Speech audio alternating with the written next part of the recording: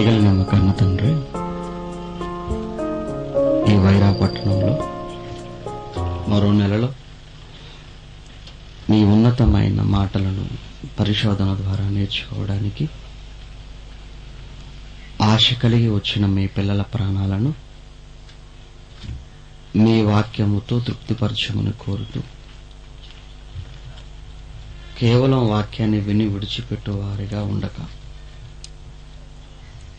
విన్న వాక్య ప్రకారం ప్రవర్తించేవారుగాను, విన్న వాక్యాన్ని అనేకులకు ప్రకటించేవారుగా ఉండి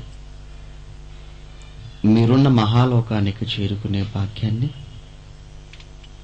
వాక్యాన్ని వింటున్న మీ పిల్లలందరికీ అనుగ్రహించమని కోరుతూ క్రీస్తు నామాన్ని ప్రార్థన మీకు సమర్పిస్తున్నాము తండ్రి. ఆమేన్. ప్రియమైన దేవుని పిల్లలారా, ఎన్నో విషయాలను పాఠాల రూపంలో లేదా అంశాల వారీగా ఎన్నో మీ ముందుకు తీసుకొని రావడం జరిగింది.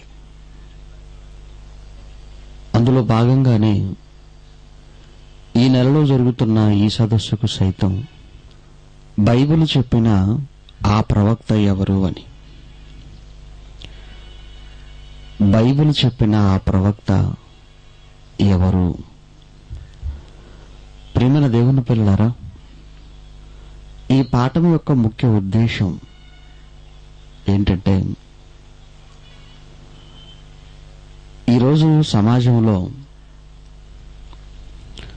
ఒక వర్గానికి చెందినవారు, అనగా మనతో ఉంటున్న, మన మధ్య ఉంటున్న ఇస్లాం సోదరులైన వారు బైబిల్ను చేతపట్టుకొని క్రైస్తవుల మధ్యకు వెళ్లి క్రైస్తవులతో మాట్లాడుతూ ఆ మాటల్లో, సహోదరులారా, మీరు పట్టుకున్న బైబిల్లో మా మహమ్మద్ గారు ఉన్నారు, ఈ విషయం మీకు తెలుసా అని అడుగుతున్నారు. ఆ మాట విన్న వెంటనే క్రైస్తవులు ఆలోచనలో పడటం, అనుమానంలో పడటం అన్నది సహజమే. ఎందుకంటే మహమ్మద్ ఖురాన్లో ఉంటాడు, మా బైబిల్లో ఉండటం ఏంటండి అన్న అనుమానం ప్రారంభమవుతుంది. ఇంకాస్త అనుమానం కలిగేటట్టుగా వారు మాట్లాడుతూ బైబిల్లో ఉన్నటువంటి కొన్ని సందర్భాలను కూడా చెప్పడం జరుగుతుంది. దీనితో బైబిలుపై అవగాహన లేని, బైబిల్ సరిగా తెలియని అమాయకులైన క్రైస్తవులు నిజమే అని నమ్మి ఇప్పటికి క్రైస్తవ్యాన్ని విడిచిపెట్టి ఇస్లామును స్వీకరించటం కూడా జరిగింది. ఇప్పటికీ క్రైస్తవ్యాన్ని విడిచిపెట్టేశారు, ఇస్లాంను స్వీకరించారు. బైబిల్లో ఏముంది అని బైబిల్ను పక్కన పెట్టి అంతా ఖురాన్లోనే ఉందని ఖురాన్ చేత పట్టుకున్నారు. ఇది ఎక్కువగా మరి ఈస్ట్ వెస్ట్ గోదావరి, తూర్పు పశ్చిమ గోదావరి జిల్లాలలో ఇప్పటికీ జరిగిపోయింది. అందులో తూర్పు గోదావరి జిల్లాలో ఆ జిల్లా కేంద్రం కాకినాడ అయితే, ఆ కాకినాడలో ట్రూ మెసేజ్ సెంటర్ అన్నది ఒకటి ఉంది.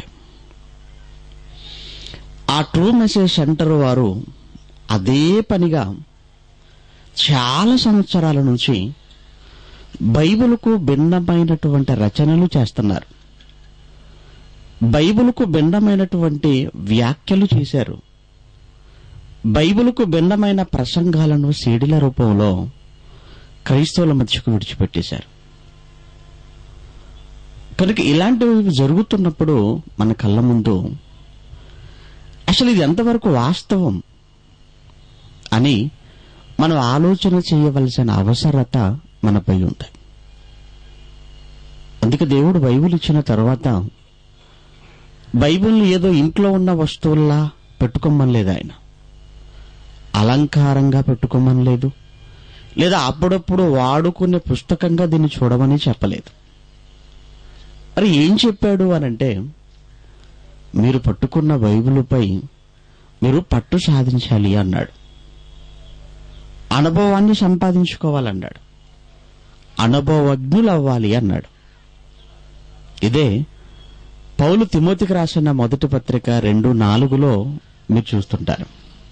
అపోస్తలుడైన పౌలు తిమోతికి రాసిన మొదటి పత్రిక 2వ అధ్యాయం 4వ వచనంలో ముందుగా ఆయననగా దేవుని యొక్క కోరిక, అందులో మనుషులందరి విషయంలో ఏమై ఉన్నదో చెప్తున్నాడండి పౌలు గారు తిమోతికి. దేవుడు మనుషులందరూ రక్షణ పొందిన తరువాత, అనగా బాప్తిస్మాన్ని స్వీకరించిన తరువాత, రక్షణ అనేది రావాలి అంటే నువ్వు చేయవలసిన పని ఏంటంటే బాప్తిస్మాన్ని తీసుకుంటున్నావంటే రక్షణను స్వీకరిస్తున్నావని అర్థం. ఇప్పుడు బాప్తిస్మం పొందుకున్న వాళ్ళంతా రక్షణను పొందుకున్న వాళ్ళైతే రక్షణను పొందుకోవటంతో పని అయిపోయిందనలేదు దేవుడు. చాలా మందిలో ఉన్న ఒక చెడ్డ అభిప్రాయం ఏంటంటే, ఎవరికి బాప్తిస్మం తీసుకున్నాం కదండి ఇంక మేము ఏం చేయాలండి అని అంటారు. ఇంక మేము చేయవలసింది ఏమీ లేదండి. అదేంటండి, బాప్తిస్మం తీసుకుంటే ఇక చేయవలసింది ఏమీ లేదా? ఏమండి ఇక నాకు పెళ్ళి అయిపోయిందండి, నాకు ఏ పని లేదండి, ఇక ఇది అనమని చూద్దాం. ఆ మాట అసలు పని అప్పుడే స్టార్ట్ అవుతుంది. ఎవడు నాకు ఉద్యోగం వచ్చిందంటే నాకు ఏ పని లేదంటే అర్థం ఏంటి? అసలు ఉద్యోగం వచ్చిందే పని కోసం, నాకు ఏ పని లేదంటే ఆ మాటకు అర్థం లేదు అసలు. కానీ క్రైస్తవ్యం దగ్గరికి రాగానే ఏమంటే బాప్తిస్మం తీసుకున్నానంటే పని అయిపోయిందంటారు. అలా అనుకునే వాళ్ళందరి పని అయిద్ది ఒకరోజు. అలా ఎంతమంది అయితే అనుకుంటున్నారో వాళ్ళందరి పని చేస్తాడు దేవుడు. తప్పండి. బాప్తిస్మం తీసుకోవటంతో పని ప్రారంభం అవుతుంది తప్ప పని అయిపోలేదు. అలా తీసుకున్న తర్వాత ప్రారంభమైన మొట్టమొదటి పని చెప్తున్నాడు ఇప్పుడు ఇక్కడ. ఏంటట? రక్షణ పొందాలి అంటే బాప్తిస్మముతో రక్షణను పొందుకున్నావు. ఇప్పుడు రక్షణను పొందుకున్న తర్వాత నువ్వు చేయవలసినది ఏంటంటే సత్యాన్ని ఎలాగో చేత పట్టుకుంటావు. అంటే అర్థం ఏంటంటే బైబిల్ ఎలాగో కొనుక్కుంటావు. అప్పుడు బైబిల్ ఎలాగో కొనుక్కుంటావు. చాలా మందికి అంటే అసలు బైబిల్ కొనుక్కునే అలవాటు కూడా ఉండదంటే, ఎవరైనా ఫ్రీగా ఇస్తారో కనుక్కున్న బ్రదర్ అంటారు. మనలో ఏ టైప్ అంటే ఫ్రీగా వస్తే ఫినాయిల్ అయినా తాగే టైపు. బైబిల్ కూడా కొనుక్కోలేవా? ఒక మహాత్ముడట చిరిగిన చొక్కా వేసుకున్నా పర్వాలేదు కానీ ఒక మంచి పుస్తకాన్ని కొనుక్కోండి చెప్పాడట. తెలుసండి లోకంలో ఒక సూక్తి, చిరిగిన చొక్కా వేసుకున్నా పర్వాలేదు కానీ నీ చేతిలో ఒక మంచి పుస్తకం ఉండాలి. బైబిల్ దగ్గర రాగానే చూడండి ఎలా ఉందో. మంచి బట్టలు వేసుకో, బైబిల్ ఎవరు ఫ్రీగా ఇస్తారో కనుక్కో. ఇది మన దగ్గర రాగానే మంచి బట్టలు వేసుకో, బైబిల్ ఎవరైనా గిఫ్ట్గా ఎత్తుపోవండు. మరీ 100 రూపాయలు పెట్టుకో కొనుక్కోలేవా బైబిల్? ఏంటండి,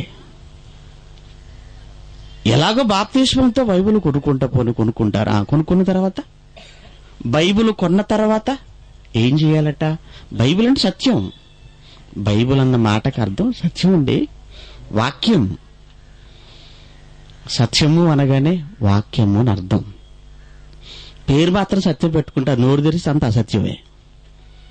ఏం ఉపయోగం చెప్పండి? ఏం పేర్రా? సత్యం.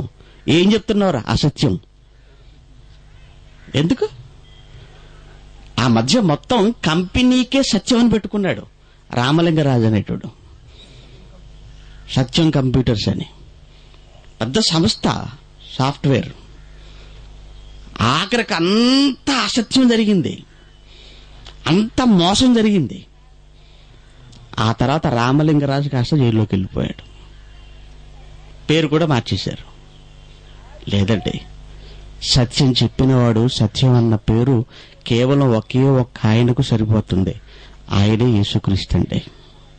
అందుకే ఆయన అన్నమాట, ఇదిగో నేనే సత్యం అన్నాడు. నా తర్వాత ఎవడొచ్చి సత్యమని పేరు పెట్టుకున్నా సత్యమని చెప్పినా మీరు నమ్మొద్దు. ప్రభుత్వం అప్పుడు ఆ పేరు పెట్టుకున్నప్పుడు బ్యాంజెత్ అయిపోయేది, అది తెలియదు కదా. సత్యం అనే ఈ పేరు ఒక్క యేసుకు తప్ప ప్రపంచంలో ఎవరికి సూట్ అవ్వదండి. అందుకే నేనే అన్నాడు, చూసారా మహానుభావుడు, నేనే సత్యం, నేనే సత్యం అన్నాడు.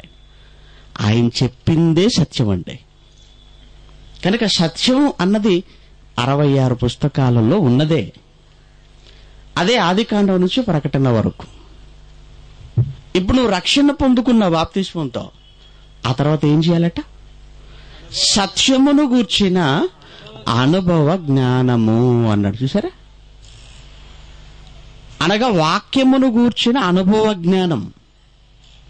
అమ్మయ్య, రక్షణ పొందుకున్న తర్వాతట వాక్యముల్లో మనం ఏమవ్వాలట? అనుభవజ్ఞులం అవ్వాలట. అనుభవజ్ఞులం అవ్వాలి. ఎప్పుడొస్తుంది మరి అనుభవం అనేది వాక్యములో? మీరు చెప్పండి. అనుభవం అనేది ఎప్పుడు వస్తుంది? అనుభవం అనేది ఎప్పుడు వస్తుంది? ఏ విషయంలోనైనా అనుభవం అనేది రావాలంటే ఆ పనిని పదే పదే చెయ్యాలి. అంతేనా? ఒక్కసారి డ్రైవింగ్ నేర్చుకోగానే పర్ఫెక్ట్ అయిపోతారా? లేదండి. ఒక్కసారి వంట చేయగానే పర్ఫెక్ట్ అయిపోతారా? లేదు. ఆ వంట పదే పదే పదే పదే పదే పదే చేయటంతో ఆ వంటపై నీకు ఒక అవగాహన ఏర్పడుతుంది, వంటల్లో మంచి అనుభవం వస్తుంది. అలానే డ్రైవింగ్ కూడా చేస్తూ చేస్తూ చేస్తూ ఉండటం వలన ఒకానొక రోజుకి ఆ డ్రైవింగ్ పై నీకు అనుభవం అనేది వస్తుంది. అందుకే అప్పుడప్పుడు అనుభవజ్ఞులైన డ్రైవర్లు కావాలను అంటుంటాడు పేపర్లో.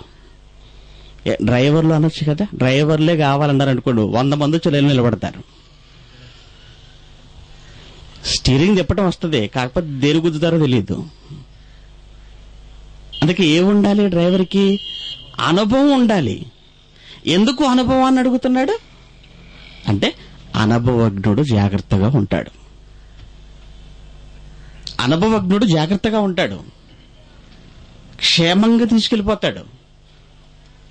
ఇక్కడ రాగానే నీకు అనుభవం అన్నది ఎందులో ఉండాలంటున్నాడు ఇప్పుడు ఆయన? సత్యం అంటే వాక్యం. వాక్యములో అనుభవాన్ని సంపాదించుకోవాలి అంటే, వాక్యములో నువ్వు అనుభవజ్ఞుడు అవ్వాలంటే వాక్యాన్ని ఆదివారం చదివితే అనుభవజ్ఞుడు కాలేవు. లేదంటే ప్రయాణానికి ముందు చదువుకుంటే అనుభవజ్ఞుడు కాలేవు. లేదంటే అవసరానికి బైబిల్ తీసి చదువుకుంటే అనుభవజ్ఞుడు కాలేవు. మరి ఈరోజు క్రైస్తవులందరూ బైబిల్ ఎందుకు చదువుకుంటున్నారు చెప్పండి? కేవలం ఈ సందర్భాల్లోనే చదువుకుంటారు. ఈ సందర్భాల్లోనే ఆదివారం వస్తే బైబిల్ ఎక్కడుందని అడుగుతారు, మిగతా రోజులు అడుగుతారా? అంత ఓపిక, అంత తీరిక ఎక్కడుంటుంది చెప్పండి? అంత తీరిక ఉండదండి. లేదు. ప్రయాణం అవుతున్నారంటే బైబిల్ చదువుకోవాలనుకుంటారు. ఎందుకు? ప్రయాణంలో ఉంటారు గనక, దేవుడు కాపాడాలి గనక. డాక్టర్ గారి దగ్గరికి వెళ్ళిన తర్వాత రోగం వచ్చిందని చెప్తే అప్పుడు బైబిల్ తీసుకురండి అంటారు. ఎందుకు అంటే బైబిల్ దగ్గర పెట్టుకోవటంలో రోగం నయమైపోతుందని నమ్మకం. ఇలా చదువుకునే వారికి వాక్యములో అనుభవం ఎలా వస్తుందంటారు చెప్పండి? లేదండి. మరి అనుభవం అనేది రావాలి అంటే పదే పదే పదే పదే వాక్యాన్ని చదివితే తప్ప వాక్యములో నువ్వు అనుభవజ్ఞుడు కాలేవు. ఇప్పుడు బైబిల్లో మహమ్మద్ ఉన్నాడు అని చెప్పగానే ఏవో కొన్ని సందర్భాలను మార్చి చెప్పేసరికి దానిని వారు పసిగట్టలేక నిజమే అనుకుని క్రైస్తవ్యాన్ని విడిచిపెట్టి ఇస్లాంను స్వీకరించారంటే వారికి అసలు వాక్యంలో అనుభవం లేదు కనుకనేనండి వాళ్ళందరూ కూడా ఈరోజు గడ్డాల మీసాలు పెంచుకొని తలపైన పాగా పట్టుకొని అండ్ మసీదులకు వెళ్ళిపోతున్నారండి. వాళ్ళు కూడా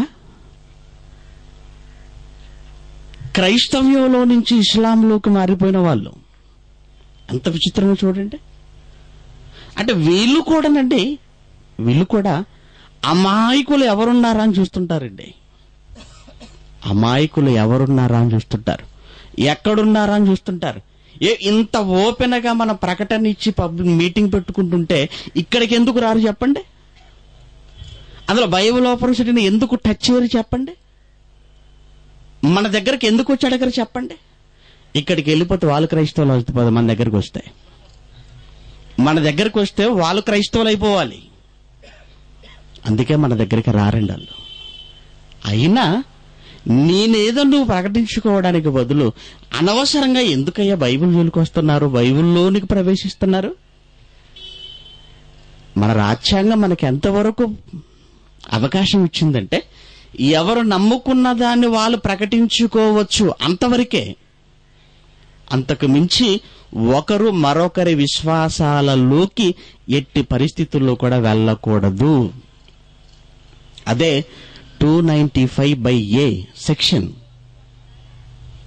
ఎట్టి పరిస్థితుల్లో ఈవెన్ క్రైస్తవులు ఖురాన్లోకి వెళ్ళిపోకూడదు, క్రైస్తవులు వేదాలలోనికి వెళ్ళిపోకూడదు, అలానే వారు బైబిల్లోనికి రావడానికి కూడా వీల్లేదు. అలా జరిగితే చట్టపరంగా కఠినమైన శిక్షలు అమలవుతాయి. ఆ విషయం తెలిసి కూడా వీళ్ళు తెగిస్తున్నారంటే వీళ్ళని ఏమనాలంటారు చెప్పండి? రాజ్యాంగము తెలియదా? తెలిసినా అదంటే గౌరవం లేదా? ఎందుకు క్రైస్తవ్యాన్ని అంతగా ద్వేషిస్తున్నారు? క్రైస్తవ్యాన్ని ఎందుకు అంతగా టార్గెట్ చేస్తున్నారంటే కారణం రోజు రోజుకు క్రీస్తుకు బైబిలుకు పెరిగిపోతున్న ఆదరణను చూసి ఓర్చుకోలేక, సహించుకోలేక ఏ విధంగానైనా క్రైస్తవ్యాన్ని అణిచివేయాలి. క్రీస్తుకు అనుకూలంగా మారుతున్న వారిని ఇదిగో మహమ్మద్ వైపు మళ్లించాలన్న ఒక కుయుక్తండి, ఒక అసూయతో ఈ కార్యక్రమాలు చేస్తున్నారే తప్ప వాస్తవానికి బైబిల్లో మహమ్మద్ ఉన్నాడనటం, ఆ బైబిల్ చెప్పినటువంటి ఆ ప్రవక్త మహమ్మదేనని వీరు మాట్లాడటం అనేది ఎంత మాత్రం బైబిల్కు సరిపోయినది కాదండి. అందుకని మనకి ఇవన్నీ తెలియాలంటే అదే చెప్తున్నాడు పౌలు తిమోతికి రాసిన పత్రికలో, మీరు రక్షణ పొంది సత్య విషయమైన అనుభవ జ్ఞానము. ఎందుకు అనుభవ జ్ఞానం? అమ్మో లేకపోతే ఇలాంటి వాళ్ళు వచ్చి మాయ మాటలు చెప్పి మిమ్మల్ని మోసంలోకి తీసుకెళ్లిపోతారు, మిమ్మల్ని మోసగించేస్తారు. అందుకని 2వ పత్రికలో కూడా పౌలు గారు మరల ఇదే విషయాన్ని జ్ఞాపకం చేస్తుంటాడు. అనుభవం అనుభవం అనుభవం అంటుంటాడని ఆయన 2వ పత్రిక 2వ అధ్యాయంలో కూడా మీరు చూడగలిగితే పౌలు తిమోతికి రాసిన 2వ పత్రిక 2:24లో అక్కడ వ్రాస్తూ పౌలు గారు మరొక్కసారి జ్ఞాపకం చేస్తున్నట్టుగా మనం చూస్తుంటామండి. చూసారా? సత్య విషయమైన అనుభవ జ్ఞానము, సత్య విషయమైన అనుభవ జ్ఞానము అన్నాడు. మొదటి పత్రికలో జ్ఞాపకం చేశాడు, ఇప్పుడు మరలా 2వ పత్రికలో కూడా మరొక్కసారి జ్ఞాపకం చేస్తున్నాడు. నాయన తిమోతి, సత్య విషయమైన అనుభవ జ్ఞానం అవసరం. చెప్పు, నువ్వు వారందరికీ చెప్పు, మన ప్రియులైన వారందరికీ చెప్పు. సత్య విషయమైన అనుభవ జ్ఞానాన్ని కలిగి ఉండాలని వారికి బోధించు అని చెబుతున్నాడంటే. అందుకేనండి ఈరోజు బైబిల్ ఓపెన్ సిటీలో మేము చెబుతున్న మాటల్లో లేఖనాలను పరిశోధించండి, పరిశోధించండి, పరిశోధించండి. వాక్యంలో అనుభవాన్ని సంపాదించండి, బైబిల్ బాగా నేర్చుకోండి. ఇలాంటి లేఖనాల పరిశోధన సదస్సులు ఎవరు సహకరించినా సహకరించకపోయినా, ఎవరు ఇచ్చినా ఇవ్వకపోయినా ఎందుకు చేస్తారో చెప్పండి? ఈ మాటలను బట్టేనండి. క్రైస్తవ్యాన్ని కాపాడుకోవాలి, క్రైస్తవులను కాపాడుకోవాలి. ఒకవేళ ఇలాంటి సదస్సులన్నవే లేకపోతే, ఈ జ్ఞానం అన్నదే ఒకవేళ మీ దాకా రాకపోతే, ఈ లోపు వారొచ్చి చెప్పే మాయమాటలకు మీరు కూడా మోసపోయి మీరు అటు వెళ్ళిపోతే మీరు ఏమైపోతారు చెప్పండి? అందుకేనండి. కానీ ఈ విషయం అర్థం కాక మన క్రైస్తవులైన వారే ఎవరిని మనల్ని విమర్శిస్తున్నారంటే ఇంకేమనాలంటారు చెప్పండి? ఈ రోజు మనం చేసే ఈ కార్యక్రమం ఎంత గొప్పదో క్రైస్తవులుగా వీరికి అర్థం అవటం లేదు. నిజంగా అర్థమైతే అన్ని సంఘాలు, కాపరులు, విశ్వాసులు అంతా వచ్చి కూర్చుని నేర్చుకోవలసిన పాఠాలండి ఇవన్నీ కూడా. ఒక సంఘాన్ని ఉద్దేశించి చెబుతున్న మాటలు కాదండి ఇవి. లేదా మా గురించి ఏదో మేము చెప్పుకోవటానికి రాలేదు ఇక్కడికి. ప్రియమైన దేవుని పిల్లలారా, ఈ రోజు క్రైస్తవ్యాన్ని కాపాడటానికే దేవుడు బైబిల్ ఓపెన్ సిటీని ఏర్పాటు చేసుకున్నాడని చెప్పుకోవటానికి చాలా గర్వపడుతుంటామండి. అందుకే తిమోతికి రాసిన 2వ పత్రిక 2వ అధ్యాయం 24లో మరొక్కసారి సత్య విషయమైన అనుభవ జ్ఞానము అన్నాడు. ఇప్పుడు తీతు పత్రికలోకి వెళ్ళేసరికి కూడా అక్కడ కూడా పౌలు గారు మళ్ళీ ఇదే విషయాన్ని చెప్తుంటాడండి. తీతు పత్రిక 1వ అధ్యాయాన్ని కూడా మీరు చూస్తే, తీతు పత్రిక 1వ అధ్యాయం 1వ వచనంలో ఇది ఎంత అవసరమో చెబుతుంటాడండి. ఇక్కడ ఎందుకు సత్య విషయమైన అనుభవ జ్ఞానం అన్నది ఎంత ప్రాముఖ్యమైనదో అన్న విషయాన్ని చెబుతూ ఆయన, దేవుడు ఏర్పరచుకునిన వారి విశ్వాసము నిమిత్తమును నిత్య జీవమును గూర్చిన నిరీక్షణతో కూడిన భక్తికి ఆధారమగు సత్య విషయమైన అనుభవ జ్ఞానము నిమిత్తము అన్నాడండి. ఇక్కడ ఎంత పెద్ద మాట మరి పౌలు గారు తిమోతికి చెబుతున్నాడో మీరు ఆలోచించారో లేదోనండి. ఎంత పెద్ద పదాన్ని అక్కడ ఉపయోగించాడు చూడండి. అక్కడ పౌలు గారు భక్తికి ఆధారమగు అన్న మాట అండి. భక్తికి ఆధారము అన్నాడు. ఏంటండి భక్తికి ఆధారం? ప్రార్థన కాదు. ఏంటి భక్తికి ఆధారం? పాటలు కాదు. భక్తికి ఆధారమగు సత్య విషయమైన అనుభవ జ్ఞానము. నీ భక్తికి ఆధారము వాక్యం. అందుకే ఎవడైనాను నా మాట విని అంటాడు, నా మాట విని నా యొద్దకు వచ్చినవాడు అంటాడు. అలా నా మాట విని వచ్చినవాడట బండ మీద తన ఇల్లును కట్టుకొనిన బుద్ధిమంతుణ్ణి పోలి ఉన్నాడు అంటాడండి. నా మాటలు వినినవాడు, నా మాటలు విని వాటిని గైకొనినవాడు అని చెబుతుంటాడు. వాక్యం భక్తికి ఆధారము అంటున్నాడు. సత్య విషయమైన అనుభవ జ్ఞానం అంటే ఒక ఇల్లు నిలబడాలి అంటే పిల్లర్స్ ఎంత ప్రాముఖ్యమో, ఎంత పెద్దదైనా కావచ్చు అది, కానీ అంత పెద్ద బిల్డింగ్ అనేది నిలబడిందంటే కిందున్న పిల్లర్స్ నుండి ఆధారం, ఆ పునాదులు అవి లేకపోతే ఎలా చెప్పండి? అవి లేకపోతే ఎలా? అలానే నీ భక్తికి ఆధారం ఏమనుకుంటున్నావు? సత్య విషయమైన అనుభవ జ్ఞానం. నువ్వు నిజంగా వాక్యములో అనుభవజ్ఞుడవైతే భక్తిగా బ్రతుకంతా ఉండగలవు. నీకు వాక్యంపై అనుభవ జ్ఞానం లేకపోతే గాలి ఎటు కొట్టుకెళ్తే అటు వెళ్ళిపోతావు అన్నమాట. నీకు అర్థమైందా?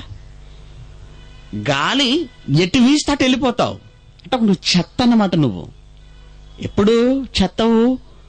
వాక్యములో అనుభవం లేకపోతే నువ్వు ఒక చెత్త. అంటే గాలికి అటు ఇటు అంటే ఒకడు వచ్చేసి 50 అన్నాడు అనుకోండి, వాడు చెప్పిన మాటలు విని 50 అనుకుంటూ వెళ్ళిపోతావు. మరొకడు వచ్చేసి లేదు లేదు లేదు లేదు, మనకు అసలు యేసు లేడు, క్రొత్త నిబంధన లేదు, పౌలు లేడు, పరిశుద్ధాత్మ లేదు, మనంతా కూడా యెహోవానే అని యెహోవా సాక్షులు వచ్చి నీతో కాసేపు మాట్లాడారనుకో, నిజమే నిజమే నిజమే యెహోవా అనే దేవుడు, ఆయన తప్ప మనకి ఎవరు లేరు ఇంకా అని వాళ్ళతో వెళ్ళిపోతావు. ఈ లోపు వీడొచ్చాడు అనుకో బైబిల్ పట్టుకొని, బైబిల్లో మహమ్మద్ అని, వీడు చెప్పే మాటలు వినేసి గడ్డల మీసాలు పెంచుకొని ఖురాన్ చేత పట్టుకుని ఇటు వెళ్ళిపోతావు. ఎందుకు? నీకు అనుభవం లేదు కదా. నీకు అనుభవం లేదు అంటే వాక్యంలో అనుభవం లేకపోవటం వల్ల ఎంత ప్రమాదం జరుగుతుందో చూడండి. అందుకేనండి భక్తికి ఆధారమగు అన్నాడండి. అదే అధ్యాయంలో కిందికి వెళ్ళేసరికి అండి, క్రిందికి 8వ వచనానికి వెళ్ళేసరికి అక్కడ కూడా అదే పేతురు రాసిన 2వ పత్రిక, పేతురు గారు కూడా ఇదే విషయాన్ని చెప్తుంటారండి. పేతురు గారు రాసిన 2వ పత్రిక 1వ అధ్యాయం, పేతురు గారు రాసిన 2వ పత్రిక 1వ అధ్యాయం, ఇక్కడ కూడా 3వ వచనం 8వ వచనాలను మనం చూడగలిగితే 3వ వచనంలో తన మహిమను బట్టియు గుణాతిశయమును బట్టియు మనలను పిలిచిన వానిని గూర్చిన అనుభవ జ్ఞాన మూలముగా ఆయన దైవశక్తి జీవమునకును భక్తికిని కావలసిన వాటనన్నిటినీ మనకు దయచేయుచున్నందున అన్నాడండి. అనుభవ జ్ఞాన మూలముగా ఇవన్నీ నీకు అర్థమవుతాయంటున్నాడు. అనుభవ జ్ఞానము అంటున్నాడండి. అదే అధ్యాయంలో క్రింద 8వ వచనానికి వచ్చేసరికి, ఇదిగో ఇవి మీకు కలిగి విస్తరించిన ఎడల అవి మన ప్రభువైన యేసుక్రీస్తును గూర్చిన అనుభవ జ్ఞాన విషయములో మిమ్మును సోమరులైనను నిష్ఫలులైనను కాకుండా చేయును. మీరు సోమరులు కాకుండా నిష్ఫలులు కాకుండా ఉండటానికి ఏమంటే అనుభవ జ్ఞానం అనేది మీకు అవసరం. నిష్ఫలులు అన్నాడు. మీరు నిష్ఫలులు కాకూడదు. మీరు నిష్ఫలులు కాకూడదు అనంటే మీరేమవ్వాలట? అనుభవజ్ఞులు అవ్వాలట. అనుభవజ్ఞులు అవ్వాలి. అందుకేనండి బైబిల్ యూనివర్సిటీలో ఉన్న పిల్లలు అనుభవజ్ఞులు. అందుకే సోమరులు కాదు, అందుకే పనిచేస్తున్నారు. మీరు ఆలోచన, సోమరులు కాదు. ఎందుకంటే ప్రతి నెల చేయాలి. సోమరు అంటాడు చలికాలం కదా ఏం చేస్తాంలే అంటాడు సోమరుడు. ఏదో వచ్చి ఎండాకాలం చేసేటోళ్ళ మాట్లాడతాడు. ఎండాకాలం వచ్చేసింది అనుకోండి, ఈ ఎండలకి ఏం చేస్తాం లేండి సార్, చూసారా ఎంత వేడిగా ఉందో, ఎంత ఎండలు మండిపోతున్నాయో, ఈ ఎండల్లో మనం ఏం చేయగలం అంటాడు. మరి ఇంకొచ్చేది ఏముంది? ఇంకా వర్షాకాలమే. ఏ వర్షాకాలం అంటాడు, ఏం సార్ చూసారా తుఫాన్ అట్ట వర్షం అట్ట, ఏం వెళతాము ఏం వేస్తాం, జనాలు ఏమొచ్చేస్తారంటాడు. ఇంకెప్పుడు చేస్తాం మరి? ఇంకేం చేస్తామంటే ఈ లోపు నీ పోయే కాలం వచ్చేస్తా ఒకేసారి. ఇంకేం చేస్తారు? సోమరులు మాట్లాడే మాటలు. ఎందుకు అలా మాట్లాడుతున్నాడు వీడు? సోమరికి ఎందుకు మారిపోయాడు? వీడికి వాక్యంలో అనుభవం ఉంటే కదా. అనుభవం లేదు. అందుకే మీరు నిష్ఫలులు కాకుండా నిమిత్తము అన్నాడు. చూసారా, నిష్ఫలులు మీరు కారు. ఎప్పుడు? వాక్యంలో అనుభవాన్ని మీరు సంపాదించుకున్నప్పుడు అనుభవజ్ఞులు. అందుకే అంతటా జరుగుతుంటాయని కార్యక్రమాలు. ఎందుకంటే సంఘం వాళ్ళు సంవత్సరానికి ఒక్కసారి ఉద్యోగ సభలు పెట్టుకుంటారండి. ఆ తర్వాత ఇక సభలు ఏముండవు వాళ్ళకి. మళ్ళా సంవత్సరం అంతా నిర్జీవమే, ఉద్యోగం ఉండదు, ఇంకా ఇంకేముండదు. మరలా సంవత్సరంలో మరలా 3 రోజులు. మిగతా రోజుల్లో ఎందుకు చేయటం లేదు? మిగతా రోజుల్లో ఎందుకు చేయటం లేదంటే దేవుడు పని. ఆ 3 రోజులైన దేవుడు పని మిగతా రోజుల్లో చేయకూడదా? పోనీ ఆ 3 రోజులు వాళ్ళ సంఘములో, వాళ్ళ చర్చిలో, వాళ్ళ ఆవరణలో పెట్టుకుంటే వాళ్ళ కోసమేనా? నువ్వు సువార్త ఎవరికి చెప్పాలి? నశించిపోతున్న మానవాళికి చెప్పాలి. మరలా చేసి ఆ 3 రోజులు కూడా సరిగ్గా 4 గోడల మధ్య కూర్చోబెట్టుకుని అక్కడనే మీరుండి మీకు మీరే మాట్లాడుకుంటే ఇక ఈ సమాజానికి ఎవరు చెప్తారంటారు చెప్పండి. అందుకే నిష్ఫలులు కాకుండా ఉంటారు మీరు ఎప్పుడు? అనుభవజ్ఞులైనప్పుడు అన్నాడు. అంటే అక్కడ తిమోతికి రాసిన మొదటి పత్రిక 2లో దేవుని కోరికలో రక్షణ పొందాలి అన్నాడు. సత్యమును గూర్చిన అనుభవ జ్ఞానము అన్నాడు. ఎందుకు సత్యమును గూర్చిన అనుభవ జ్ఞానం అన్నాడంటే, ఇగో దాని వలన ఇన్ని లాభాలున్నాయి. సోమరులం కాకుండా ఉంటాం. అంతేకాదు మనం మోసపోకుండా ఉంటాం. దేవుని గొప్పతనాన్ని తెలుసుకుంటాం. మన భక్తిని మనం కాపాడుకుంటాం. నిష్ఫలులు కాకుండా ఉంటాం. ఇన్నున్నాయండి వాక్యంలో అనుభవాన్ని సంపాదించుకోవటం వలన వచ్చే లాభాలు.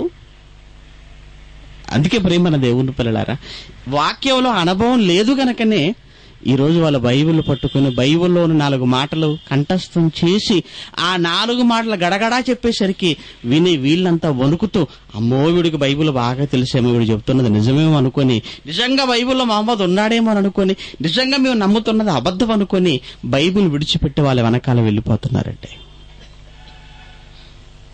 ఇంతకీ వాళ్ళు చూపించే మాట ఏంటంటే, బైబిల్ చెప్పిన ఆ ప్రవక్త అనగానే వీళ్ళు మహమ్మద్ అంటున్నారు, బైబిల్లో మహమ్మద్ అంటున్నారు. ఇంతకీ ఏ మాటను వాళ్ళు అపార్థం చేసుకున్నారు, ఏ మాటను వాళ్ళు వక్రీకరించి మాట్లాడుతున్నారో మనకు తెలియటం చాలా అవసరం కదా. ఇప్పుడు మన పాఠం అది. ద్వితీయోపదేశకాండం 18వ అధ్యాయం.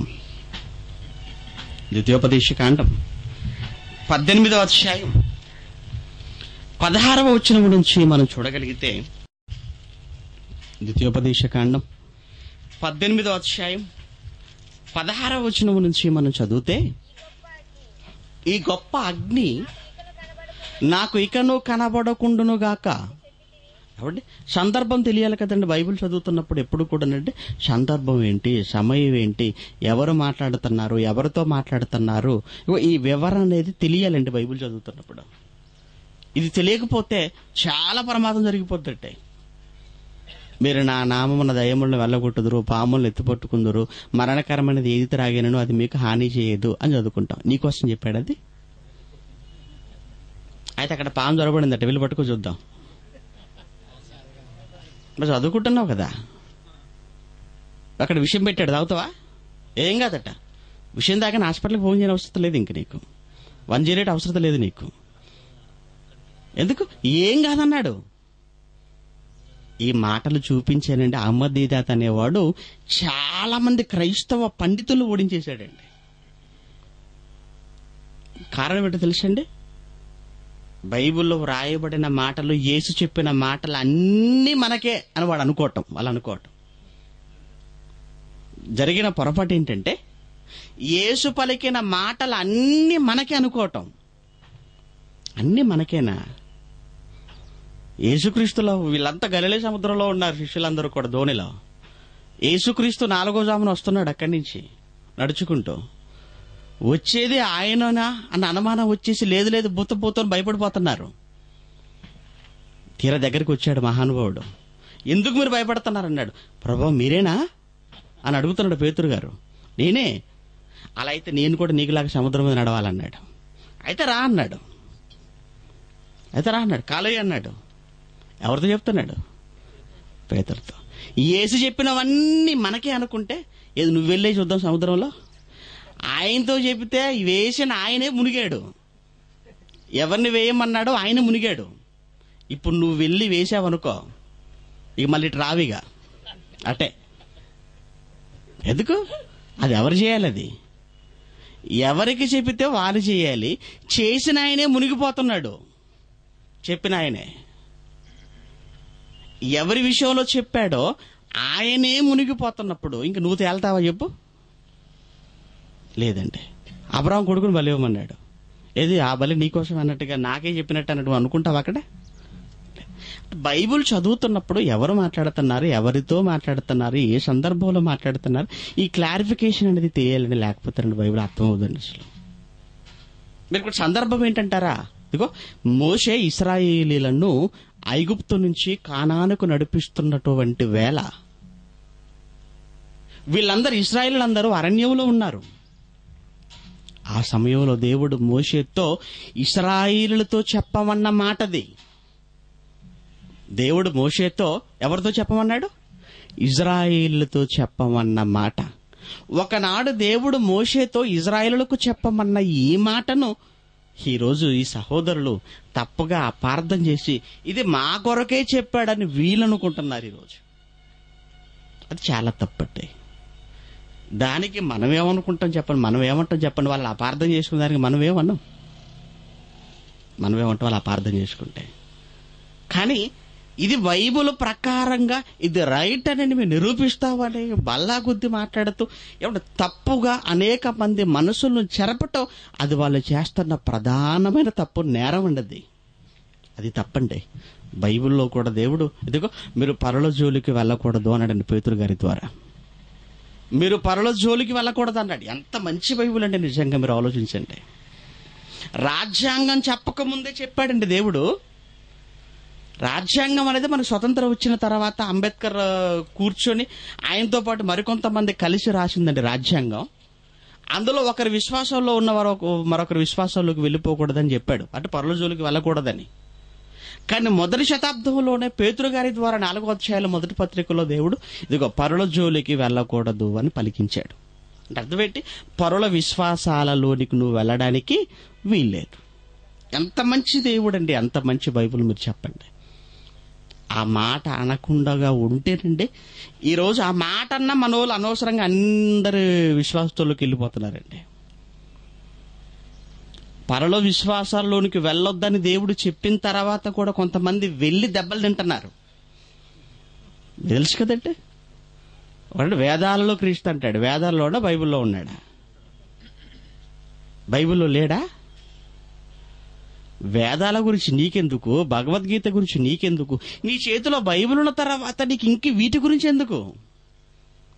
అంత దారుణం అంటే, ఎంత పిచ్చోడంటే, నేను ఎంత పిచ్చెక్కి మాట్లాడుతున్నాడంటే వాడు, దేవుడట ఈ మహానుభావుడు గారు డబ్బులు ఇస్తేనట ఇంటింటికి బైబిల్ పంచిపెట్టాడట, వేదాలు పంచిపెడతారట. ఈ వేద మాట్లాడుతున్న మాట్లాడండి. క్రైస్తవుడు ఏమంటున్నాడు? దేవుడు నాకు డబ్బులు ఇస్తే ఇంటింటికి వేదాలు పంచిపెడతాను. ఈ మాట అంటున్నప్పుడు అండి ఏమనాలి చెప్పండి? అంతేకాదు ఇంకొక మాట అన్నాడండి. ఇస్లాంలతో పోటీకి వెళ్ళిపోయి ఏం మాట్లాడాలో అర్థం కాక వాళ్ళందరినీ చూడగానే వీడికి నోటి మాట పడిపోయింది, బుర్ర పాడైపోయింది, ఏం మాట్లాడుతున్నాడో వాడికి అర్థం అవ్వట్లేదు. ఏమంటున్నాడంటే అబ్రాహాం ముస్లిమే అంటున్నాడు. పోనీ అంతవరకు బాగుంది. నేను ముస్లిమే అన్నాడు. పోనీ వాడు ముస్లిం అన్న పోతూ పోయేయాలి, అందరూ కలిసిపోయాడు అనుకున్నా అయిపోయేది. ఆఖరికి యేసుక్రీస్తు కూడా ముస్లిం అంటున్నాడండి. క్రైస్తవులందరూ వీడిని ఏం చేయాలి చెప్పండి? క్రైస్తవులందరూ వీడిని ఏం చేయాలి చెప్పండి? అసలు క్రైస్తవ్యంలో నుంచి వీడిని వెలివేయాలంటే, వీడిని క్రైస్తవ్యంలో నుంచి వెలివేయాలి. క్రైస్తవ్యంలో నుంచి వెలివేయవలసిన వీడిని క్రైస్తవులు తీసుకొచ్చి మళ్ళీ మీటింగ్లు పెట్టించుకుంటున్నారంటే అసలు వీళ్ళకి బుద్ధి ఉందండి?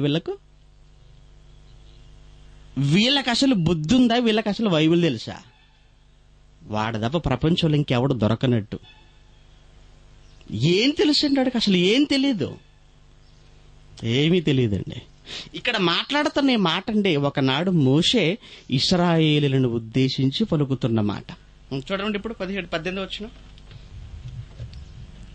వచనంలో, మరి యెహోవా నాతో ఇట్లా, నేను వారు చెప్పిన మాట మంచిది, వారి సహోదరులలో నుండి ఇదిగో మోషే నీ వంటి ప్రవక్తను వారి కొరకు పుట్టించెదను, అతని నోట నా మాటలు ఉంచుదును అంటున్నాడండి. చూసారా? నీ వంటి ప్రవక్తను పుట్టించేదను వారి సహోదరులలో నుండి అన్నాడు. ఈ మాటను వాళ్ళు ఎలా వక్రీకరించారంటే, ఏమంటే మోషే ఇశ్రాయేలులతోనే చెబుతున్నాడు, కానీ మోషే ఇశ్రాయేలులతో చెబుతూ ఏమంటున్నాడంటే వారి సహోదరులలో నుండి అన్నాడు కదా మోషేతో దేవుడు. వారి సహోదరులు అంటే ఇజ్రాయేలీల సహోదరులు అనే కదా అర్థం. మరి ఇంతకు ఇజ్రాయేళ్లకు సహోదరులు ఎవరవుతారు అంటే ఇష్మాయేలీలే కదా. ఇష్మాయేలీలే కదా ఇజ్రాయేళ్లకు సహోదరులు.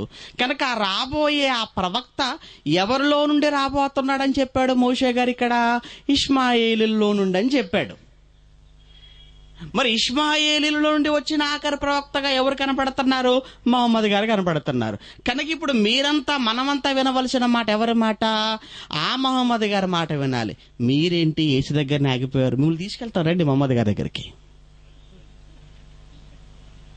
మీరు అక్కడే ఆగిపోయారు, మేము తీసుకెళ్తాం రండి అంటున్నారండి. తప్పండి. ఇది వింటున్నప్పుడు నిజమే కదా అన్నట్టుగా అనిపిస్తుంది కదండి ఒకవైపు, కానీ చాలా తప్పండి. ఇక్కడ వారి సహోదరులు అనగానే ఇష్మాయేలీలే అని ఎందుకు అనుకుంటున్నారు? ఒకవేళ ఇష్మాయేలీలే అని ఒకవేళ అనుకుంటే ప్రతి చోట అలానే అనుకోవాలి. నేను చెప్తున్నాను, ఇశ్రాయేలీల సహోదరులు అనగానే ఇక్కడ మాత్రం ఇష్మాయేలీలు అనుకుంటున్నావు. అలా కాదు. ఇక్కడ ఒకవేళ ఇష్మాయేలీలు నువ్వు అనుకుంటే బైబిల్లో వారి సహోదరులు అని చెప్పబడిన ప్రతి చోట నువ్వేమనాలి? ఇష్మాయేలీలే అని అనాలి. ఇక్కడ ఒక చోటనే మిగతా చోట్ల అనటం లేదంటే కుదరదలా, అలా కుదరదు. మరి ఇప్పుడు ఇంతకీ వారి సహోదరులలో అంటే ఇంతకీ ఎవరండి? ఎవరికి సహోదరులు అని మాట్లాడుతున్నాడు? ఇంతకీ వారి సహోదరులలో ఉన్న ఆ మాటకు అర్థం ఏంటంటే, ఇజ్రాయేలీలు అనగానే ఒకరు కాదు, ఇజ్రాయేలీలు అనగానే 12 గోత్రాలు. ఇజ్రాయేలీలు అనగానే 12 గోత్రాలు. ఈ 12 గోత్రాల వారు ఏమవుతారు? ఒకరికొకరు సహోదరులు అవుతారు. కనుక వారి సహోదరులలో నుండి అన్న మాటకు అర్థం ఏంటంటే 12 గోత్రాలలో నుండి అని అర్థమే తప్ప ఇష్మాయేలీలలో నుండి అని లేని అర్థాన్ని తీసుకురాకూడదు. ఇక్కడికి లేని అర్థం చెప్పకూడదు. ఇక్కడ 12 గోత్రాలలో ఉన్నవారని అర్థం. అదే అర్థం అక్కడ ఉంది, అంతకు మించి మరొకటి లేదు అని మనం ఎలా చెప్పగలం బైబిల్ ప్రకారంగా అంటే కొన్ని మాటలు చూద్దాం బైబిల్లో ఈ సందర్భంలో. న్యాయాధిపతుల గ్రంథం, దానికన్నా ముందు ఇదే ద్వితీయోపదేశకాండం 18లో మనం ఉన్నాం కదా. 17కు ఒకసారి చూడండి, వెనక్కి వెళ్ళండి. 17వ అధ్యాయం 15వ వచనం. 17వ అధ్యాయం 15వ వచనం. ఇదిగో నీ సహోదరులలోనే అన్నాడండి. ఇక్కడ బాగా వినండి. ఇప్పుడు కూడా ఎవరితో మాట్లాడుతున్నాడు మోషే గారు? ఇశ్రాయేలుతోనే మాట్లాడుతున్నాడు. అంతా ఒకే సందర్భం అండి. నీ సహోదరులలోనే అన్నాడు. ఎందుకంటే ఇప్పుడు నీ సహోదరులలోనే అన్న మాటకు అర్థం ఒకవేళ ఇష్మాయేలీలైతే, వాళ్ళే అయితే, ఇప్పుడు ఈ మాట చూడండి, నీ సహోదరులలోనే ఒకనిని రాజుగా నియమించుకొనవలెను, నీ మీద రాజుగా నియమించుకొనవలెను అన్నాడు. అంటే ఇశ్రాయేలులతో చెబుతున్నాడు ఏమని? నీ సహోదరులలోనే ఒకనిని రాజుగా నియమించుకొనవలెను అన్నాడంటే ఇప్పుడు నీ సహోదరులు అంటే ఒకవేళ ఇష్మాయేలీలు అయితే అంటే ఇశ్రాయేలీల పైన రాజుగా ఎవరుండాలట? ఇష్మాయేలీలు ఉండాలి. అంతే కదా మరి. ఒక్కసారి మీ ఇశ్రాయేలు చరిత్ర అంతా మీరు చూడండి. ఇశ్రాయేలు చరిత్రలో ఏ ఒక్క ఇష్మాయేలుడైనా వారిపై రాజుగా ఉన్నాడా? ఎవ్వరూ మీకు కనబడరు. మరెవరు వాళ్ళంతా? 12 గోత్రాలలో నుండి వచ్చిన వాళ్ళే తప్ప బయట నుంచి వచ్చిన ఇష్మాయేలులు మాత్రం కానే కాదండి. అంటే ఇప్పుడు ఇక్కడ నీ సహోదరులు అనగానే ఆ 12 గోత్రాలే అని ఇక్కడ అర్థం తప్ప మరొకటి లేదు ఇక్కడ. మరి ఇక్కడ 12 గోత్రాల వారే అనుకుంటున్నప్పుడు ఇక్కడ నీ సహోదరులలో నుండి నా వంటి ప్రవక్త అనగానే ఇక్కడ ఇష్మాయేలును ఎందుకు నువ్వు కలుపుతున్నావు ఇక్కడ? కనుక అక్కడ కూడా ఆ ప్రవక్త 12 గోత్రాలకు చెందినవాడే అని అర్థం, ఇష్మాయేల్ అని కాదు. సరే, మరో మాట కూడా చూద్దాం. యెహోషువ గ్రంథం 1వ అధ్యాయం, యెహోషువ గ్రంథం 1వ అధ్యాయం 14వ వచనం. యెహోషువ గ్రంథం 1వ అధ్యాయం 14లో మీ భార్యలను మీ పిల్లలను మీ ఆస్తియు యోర్దాను అవతల మోషే మీకిచ్చిన ఈ దేశంలో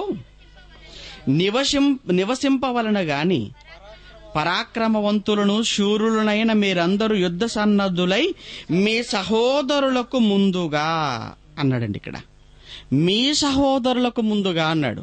మీ సహోదరులు అని మాట్లాడుతున్నాడంటే ఇక్కడ యెహోషువ గారు ఇష్మాయేలుల గురించేనా?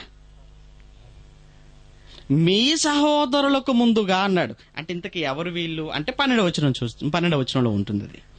ఇదిగో మరియు రూబేనీయులను గాదీయులను మనషే అర్ధగోత్రపు వారికి యెహోషువ ఏలాగు ఆజ్ఞాపించెను. ఎవరు వీళ్ళు? రూబేను, గాదీయులు, మనషే అర్ధగోత్రపు వారు. రూబేను గోత్రం అనేది, గాదీయులు అంటే గాదు గోత్రం నుంచి వచ్చిన వాళ్ళని, మనషే అర్ధగోత్రం అంటే సగం అని. అంటే ఇప్పుడు ఈ 2.5 గోత్రాల వారితో చెబుతున్నాడు ఏమని? మీ సహోదరులకు ముందుగా అన్నాడు. అంటే అర్థం ఏంటన్నమాట? ఇప్పుడు ఈ 2.5 గోత్రాలలో ఉన్నవారు మిగిలిన 9.5 గోత్రాలలో ఉన్న వారికి ముందుగా వెళ్ళమని అర్థమే తప్ప ఇష్మాయిల్కి మీరు ముందుగా వెళ్ళిపోమని కాదు. అక్కడ వాళ్ళు లేరు, అక్కడ వాళ్ళు లేరు. అంటే ఇక్కడ మీ సహోదరులు అన్న మాటకు మీకు వివరణ ఇస్తున్నాను. అంటే మీ సహోదరులు అన్న మాటకు అర్థం ఇశ్రాయేలీలు తప్ప మరొకరిని ఎవరు అక్కడ ఊహించుకోవడానికి వీల్లేదు. మరొక మాట చూడండి, న్యాయాధిపతుల గ్రంథం 1వ అధ్యాయం, న్యాయాధిపతుల గ్రంథం 1వ అధ్యాయం 3వ వచనం, 8వ వచనం. న్యాయాధిపతుల గ్రంథం 1వ అధ్యాయం 8వ వచనం. యూదా వంశస్థులను యెరూషలేము మీదికి యుద్ధము చేసి దానిని పట్టుకొని కొల్లబెట్టి 3వ వచనం చూద్దాం. 3వ వచనం నుంచి చూద్దాం. అప్పుడు యూదా వంశస్థులను తమ సహోదరులైన షిమ్యోనీయులతో అన్నాడండి. యూదా వంశస్థులు తమ సహోదరులైన షిమ్యోనీయులతో అన్నాడు. యూదా వంశస్థుల సహోదరులు ఎవరట? షిమ్యోనీయులు. షిమ్యోనీయులు అంటే ఎవరు? వాళ్ళు కూడా ఇజ్రాయేలీలే కదా. 12 గోత్రాలు ఒకటండి షిమ్యోను గోత్రం, తెలుసు కదా. అంటే ఇక్కడ యూదా వంశస్థులు షిమ్యోనీయులతో అంటున్నాడంటే వీళ్ళు యాకోబు గర్భాన పుట్టిన వారి తప్ప లేని ఇష్మాయిలీలు ఇక్కడ గురించి ఇక్కడ చెప్పటం లేదండి, అక్కడ లేని వారి గురించి. కనుక వారి సహోదరులు అంటే ఇశ్రాయేలీలు తప్ప ఇష్మాయేలీలు కాదు. అంటే ఇప్పుడు అక్కడ మోషే గారు చెప్పిన ఆ ప్రవక్త ఎవరైతే ఉన్నారో ఆయన ఎవరిలో నుండి రాబోతున్నాడని చెప్తున్నాడు. ఇప్పుడు అక్కడ ఇశ్రాయేలీలో నుండి రాబోతున్నాడు అన్నాడే తప్ప ఇష్మాయేలీలలో నుండి అని చెప్పలేదు.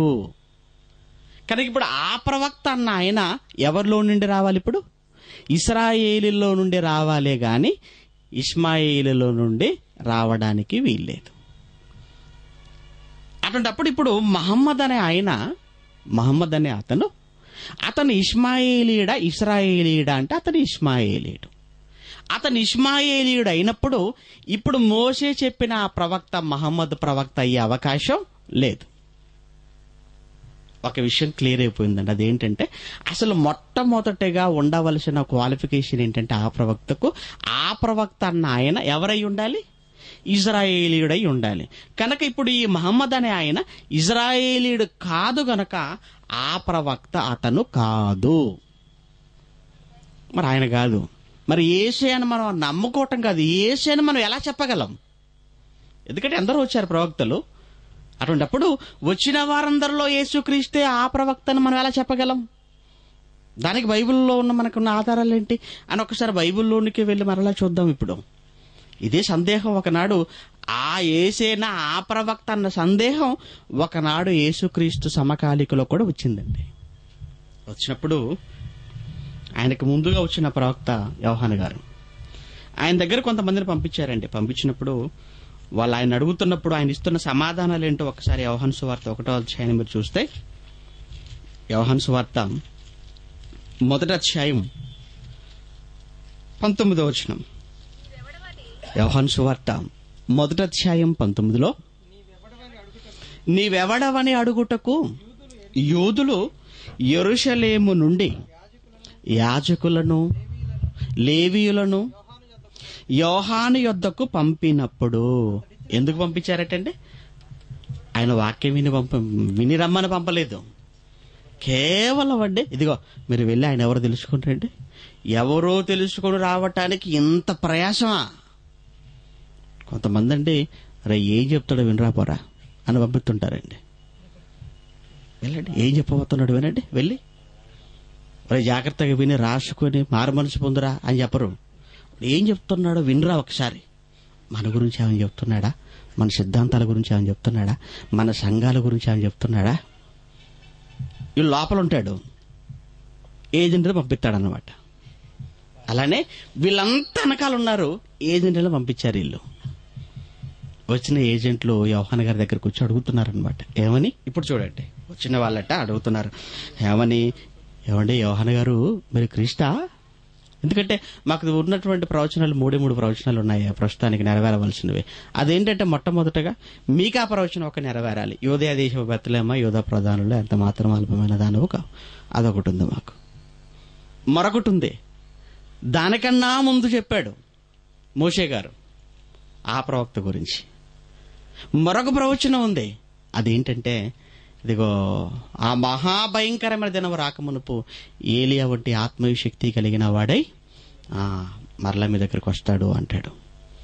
అతడు తండ్రుల పిల్లల తట్టు పిల్లల తండ్రుల వైపు తిప్పుతాడు అని అన్నాడు. అంటే మరలా ఏలియా రాబోతున్నాడు మాకు. కనుక ఈ ముగ్గురులో నువ్వెవరో తెలుసుకోవడానికి మేము వచ్చాం అన్నప్పుడు మొట్టమొదటిగా ఏమంటున్నారు? క్రీస్తు గురించి మాట్లాడతాను. ఎందుకంటే రాజు కదా మరి ఆయన అడుగుతున్నారనమాట. ఏమని? నీవు క్రీస్తువా అని అడిగినప్పుడు అప్పుడు ఆయన ఏమంటున్నాడు యోహాను గారు? నేను కాదు అన్నాడు. ఓకే అమ్మయ్య, ప్రశాంతంగా ఉంది, నువ్వు క్రీస్తువు కాదు. మరి క్రీస్తువు కానప్పుడు మరి నువ్వెవరువు? నువ్వు ఏలియావా అని ఎందుకు అడుగుతున్నారు? మలాకీలో ఉంది కదా చివరి అధ్యాయం చివరి వచనాలలో ఏలియా మరలా వస్తాడని. నువ్వు ఏలియావా అని అడిగారట. అడిగినందుకు ఆయన ఏమన్నాడట, నేను ఏలియాను కాదు అన్నాడట. మరి క్రీస్తువు కానప్పుడు, ఏలియావు కానప్పుడు మరి నువ్వెవరువు? మరి నువ్వు ఆ ప్రవక్తవా? నువ్వు ఆ ప్రవక్తవా? ఏ ప్రవక్త? మోషే చెప్పాడే ఒకనాడు మా పితరులకు, మీ సహోదరులలో నుండి నా వంటి ప్రవక్తను మీ కొరకు పుట్టించుదనని ఒకనాడు మోషే మా పితరులకు చెప్పాడే, ఆ ప్రవక్తవే నువ్వా అని ఆయన అడిగినప్పుడు నేను కాదు.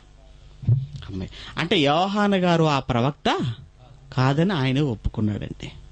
మరి యోహాను గారు ఆ ప్రవక్త కానన్నప్పుడు ఇంకెవరై ఉండాలి? ఎందుకంటే ప్రవక్తలన్నవారు యోహాను గారి కాలము వరకే ఉన్నారు. మొదటి సెంచరీలోనే ఉన్నారు.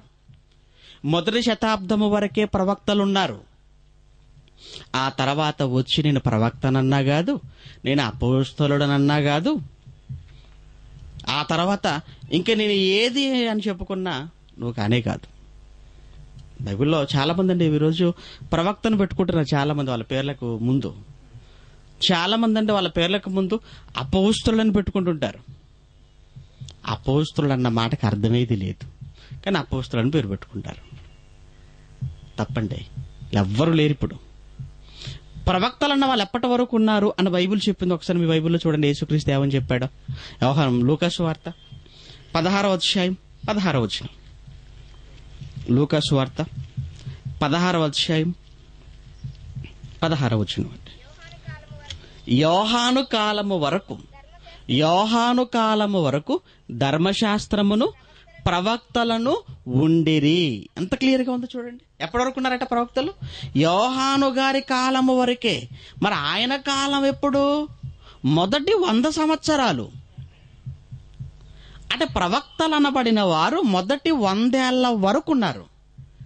ఇప్పుడు మహమ్మద్ అనే అతను వీళ్ళు ప్రవక్తగా అనుకుంటున్న వాళ్ళు అనుకుంటున్నారన్నది మనం తప్పంటం లేదండి, కానీ ఆ ప్రవక్త అనటం తప్పంటున్నాం. ఎందుకంటే అసలు 100 ఏళ్ల తర్వాత వచ్చిన వారెవరు బైబిల్ ప్రకారంగా ఏం గారు? ప్రవక్తలే గారు. మరి ఇప్పుడు మహమ్మద్ గారు ఎప్పుడు వచ్చారు? పోనీ యేసుక్రీస్తు కాలంలో వచ్చాడంటే యేసుక్రీస్తు వెళ్ళిపోయి నా కొద్ది కాలంలో వచ్చినా కానీ మనం ఆలోచించే వాళ్ళం ఆయన గురించి, కానీ కాదు. యేసుక్రీస్తు శకం 30 ఆ ప్రాంతంలో ఆయన వెళ్ళిపోతే పరలోకానికి, ఈయన తీరిగ్గా ఎప్పుడు వచ్చాడు? క్రీస్తు శకం 600, సుమారుగా 500, అంటే క్రీస్తు శకం 6వ శతాబ్దంలో వచ్చాడు. అంటే ఇప్పుడు యేసుక్రీస్తుకు ఆ తర్వాత ఇతనికి మధ్య ఉన్న గ్యాప్ ఎంత తెలుసా? సుమారు 600 సంవత్సరాలు. 600 సంవత్సరాల తర్వాత వచ్చిన ఆయన అసలు బైబిల్ ప్రకారంగా ప్రవక్తే కాదు, ఆ ప్రవక్త అంతకన్నా కాదు, అసలు కాదు. ఇప్పుడు ఆయన దగ్గరకు వచ్చి అడుగుతున్నారు, నువ్వు ఆ ప్రవక్తవా అన్నారు. అప్పుడు నేను కాదన్నాడు. మరి ఎవరు? ఏసేనా? ఏసే అనటానికి మన దగ్గర ఉన్న రుజువులేంటి? చాలా ఉన్నాయండి. అసలు యేసు ప్రవక్త, చాలా మంది యేసుక్రీస్తు ప్రవక్త అని కూడా ఒప్పుకోరండి. చాలా మంది లేదు, యేసుక్రీస్తు ప్రవక్తే కాదు, ఆయనే ఆ ప్రవక్త. ఎందుకంటే మోషే నా వంటి అన్నాడు కదా, నా వంటి ప్రవక్త అన్నాడు. నా వంటి అన్న ఈ మాటకండి వీళ్ళు ఎలా దాన్ని పోలుస్తున్నారంటేనండి, ఏమంటే యేసుక్రీస్తు కాదండి. యేసుక్రీస్తు ఎందుకు కాదంటేనండి, మరి మహమ్మద్ ఎందుకు అవనుంటున్నామంటే మేము ఇస్లాం సోదరులంగా, ఇదిగో మోషే పుట్టుక సహజంగా జరిగింది, మహమ్మద్ గారు కూడా సహజంగా జన్మించారంటే తల్లిదండ్రుల గర్భం గుండా. ఆ తర్వాత మోషేకు పెళ్ళైంది, మహమ్మద్ గారికి పెళ్ళైంది. మోషేకు పిల్లలున్నారు, అలానే మహమ్మద్ గారికి పిల్లలున్నారు. మోషే యుద్ధాలు చేశాడు, మహమ్మద్ గారు కూడా యుద్ధాలు చేశారు.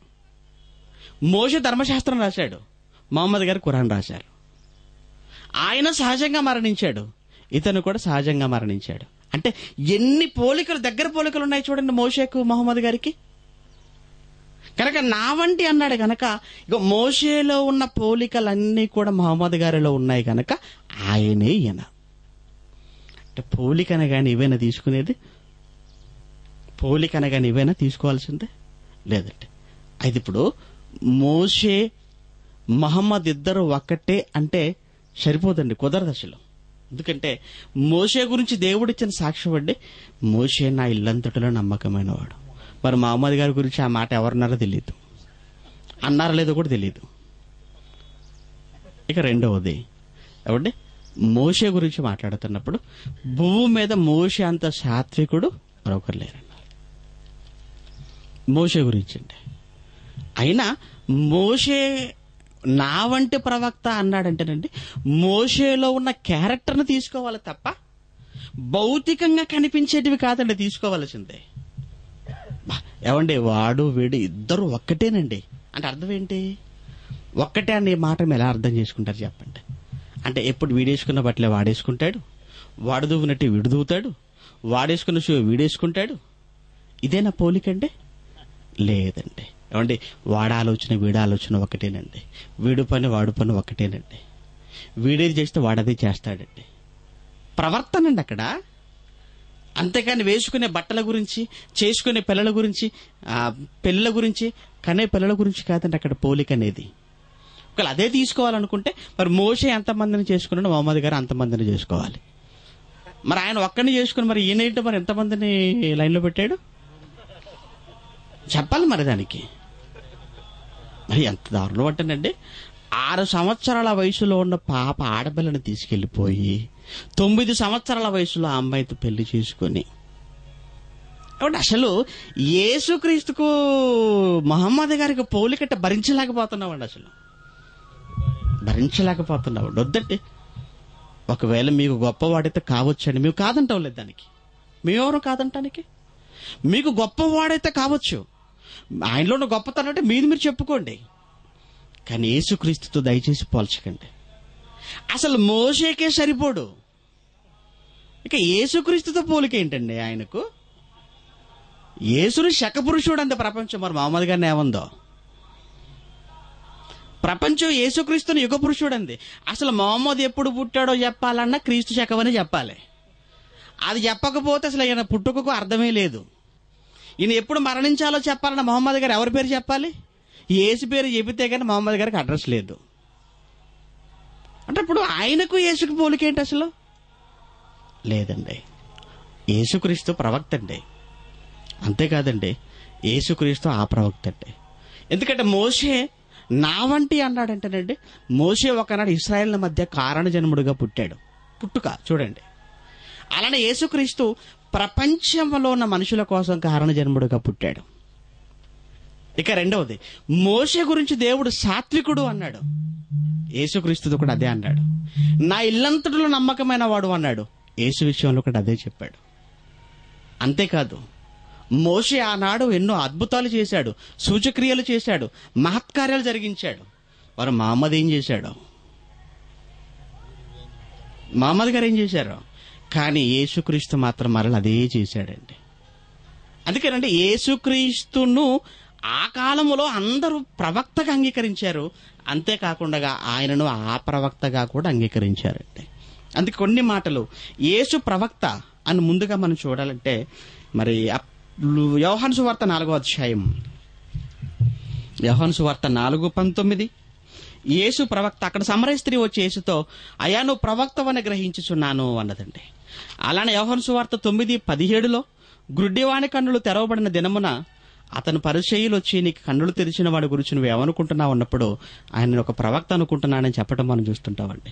అలానే లూకా 24:19, యేసు మరణించి తిరిగి లేచిన తర్వాత ఎమ్మయ్య మార్గం గుండా వెళ్ళిపోతున్నప్పుడు ఇద్దరు బాటసారులు మాట్లాడుకుంటున్న మాటల్లో ఇదిగో ఆయన ప్రవక్త అని చెప్పడం మనం చూస్తుంటాం. అలానే మత్తయి 21:11 జనసమూహము యేసుక్రీస్తు గురించి ఈయన ప్రవక్త అని చెప్పుకున్నట్టుగా మనం చూస్తాం. అదే 46వ వచనంలో అదే అధ్యాయంలో ఆ జనులందరూ కూడా ఆయన ప్రవక్తని అనుకోవటం వలన ఆయన పట్టుకోవటానికి శాస్త్రుల పరుషులు భయపడినట్టుగా మనం చూస్తుంటామండి. అలానే యేసు నాయనను ఊరిలో చనిపోయిన విధవరాలి కుమారుని బ్రతికించినప్పుడు కూడా మరలో నుండి ఒక గొప్ప ప్రవక్త బయలుదేరి ఉన్నాడని ప్రజలంతా చెప్పుకోవటాన్ని బట్టి కాబట్టి యేసుక్రీస్తు ప్రవక్త అని చెప్పడానికి మన దగ్గర ఎన్ని ఆధారాలు మనకు కనబడుతున్నాయి. యేసు ప్రవక్త అంటే ప్రజలకు దేవునికి మధ్యవర్తి.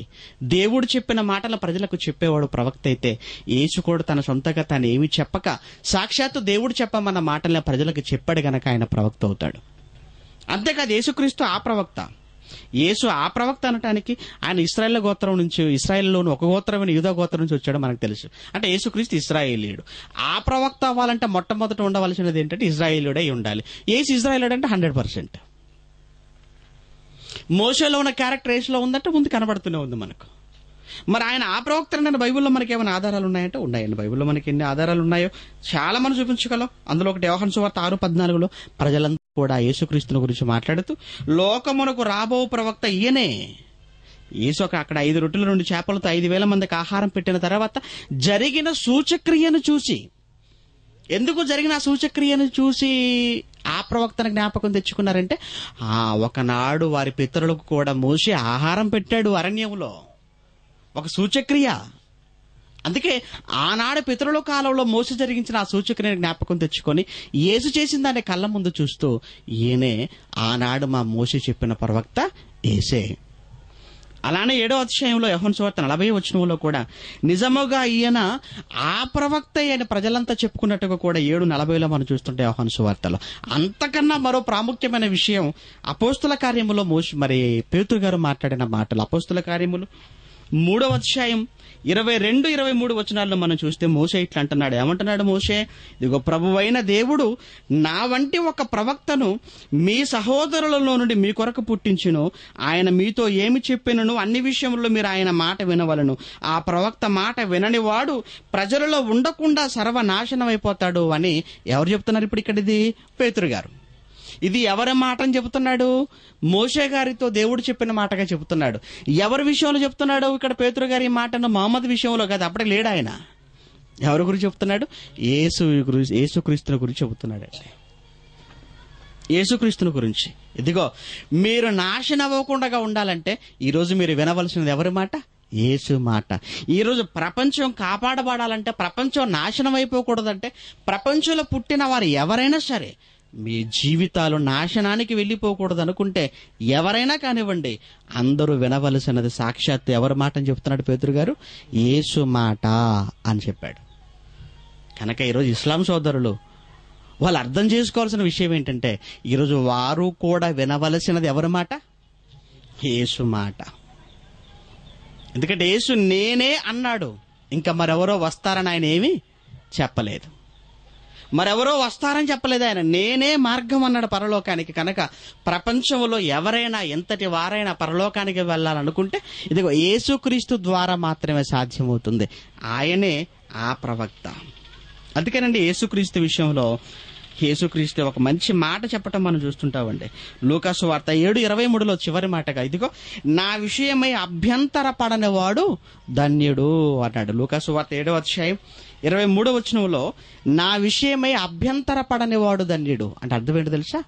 నేనే ఆ ప్రవక్త నా కానా, ఆ ప్రవక్త నా కానా అని అనుమానములో ఉన్నారు. నా విషయమే అభ్యంతరాలు వ్యక్తం చేస్తున్నారు. నా విషయమే అనేక మందిని అభ్యంతరపరుస్తున్నారు. వద్దు, మీరు అభ్యంతర పడవలసిన అవసరం లేదు. నేనే ఆ ప్రవక్తను అని నమ్మితే మీరు ధన్యులవుతారు. అంటే నా విషయమే అభ్యంతర పడని వాడు ధన్యుడు అన్నాడు. మనకి ఇందులో అభ్యంతరం ఏమీ లేదు, అనుమానం ఏమీ లేదండి. 100% ఆ ప్రవక్త ఎవరు? యేసే. అలా నువ్వు నమ్మగలిగితే నువ్వు ధన్యుడు అవుతావు, లేదంటే దరిద్రులు అయిపోతారు. అభ్యంతర పడితే దరిద్రులు, అభ్యంతర పడకపోతే ధన్యులు. పరలోక రాజ్యం దరిద్రులకా ధన్యులకా? ధన్యులకు. కనుక యేసును ఆ ప్రవక్తగా అంగీకరించిన వారే పరలోకానికి వెళతారు, వారే పరలోక రాజ్యపు వారసులవుతారు. యేసు ఆ ప్రవక్త అనటానికి ఎన్నో ఉన్నాయి, కానీ మనకున్న సమయాన్ని బట్టి కేవలం కొన్నిగా మీ ముందు పెట్టాను. ఇంకా అనేకమైన సంగతులు తెలుసుకోవాలంటే మీరు ప్రత్యేక మమ్మల్ని సంప్రదిస్తే మీకు అనేకమైన సంగతులు ఇంకా మీకు తెలియజేస్తాం. ఆ ప్రవక్త యేసు అని చెప్పటానికి. ఓకే, ప్రార్థన చేసుకుందాం. కళ్ళు మూసుకోండి. దయగల మా తండ్రి, మీకు వందనాలు నాయన. మీ మాటలను వక్రీకరించి అపార్థం చేసి అమాయకులైన వారి మనసులను కలిచివేస్తున్నా మరి ఈ సమయంలో మీ మాటలను విడదీసి విభజించి విశ్లేషించి మీ పిల్లకు తెలియచేయుటకు ఈ సదస్సును వేదికగా మలిచినందులకు మీకు వందనాలు చెల్లిస్తున్నాం. ఈ సదస్సు కొరకు ప్రత్యక్షంగా పరోక్షంగా సహకరించిన మీ పిల్లల్ని మీరు జ్ఞాపకం చేసుకోనండి. జరగనైనా మరో తరగతుల్లో మాకు తోడుగా ఉండమని క్రీస్తు నామాన్ని ప్రార్థన